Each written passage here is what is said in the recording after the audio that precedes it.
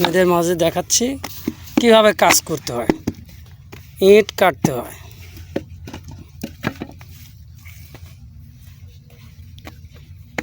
কি ভাইয়া ইট কাটতেছো নাকি? হ্যাঁ, না সমস্যা নেই, সমস্যা নেই, এটা কথা বললে তোমার ফেজ হচ্ছে না তো। ইট কাটতেছো? জি, ইট কাটতেছি। প্রতিদিন কয় হাজার করে কাটা তো? এটা কাজের সাথে বেঁচে যায় মোটামুটি কাজ যদি আল্লাহ ভালোভাবে করায় দিনটা যায় তাহলে কি 1000-3 হয় না? হ্যাঁ, 3-4 হয় না? আচ্ছা ভাই, ভালো থাকেন তাহলে। আচ্ছা,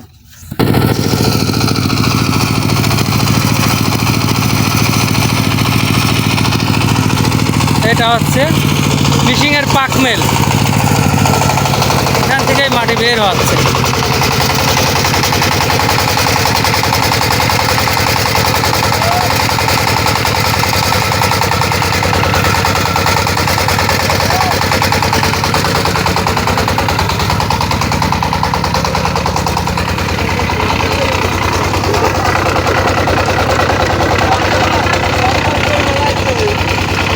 হলো আর কি।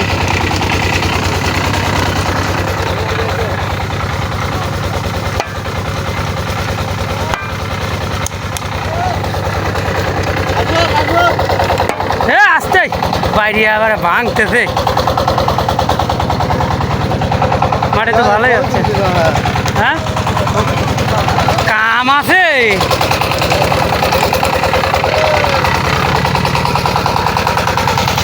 শুধু দর্শক মণ্ডলী দেখেন মাটিটা কাদাটা কীভাবে মরল।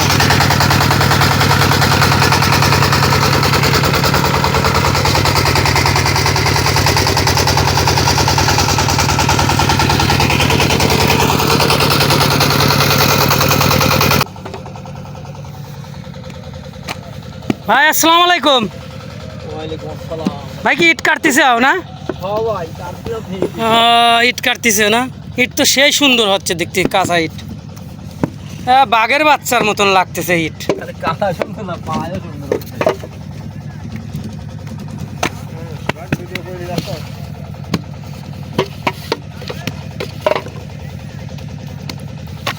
ভাই আপনি দিন গেলে কয় হাজার ইট কাটেন?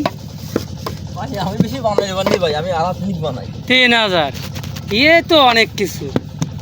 মাটি তো খুব ভালো। হ্যাঁ হ্যাঁ, ভালোই আছে। মাটিটা এঁটেলো মাটি তো, এই জন্য মালগুন খুব সুন্দর দেখা যাচ্ছে। কোনো ইয়ে আছে? ইটটা সেই সুন্দর হচ্ছে।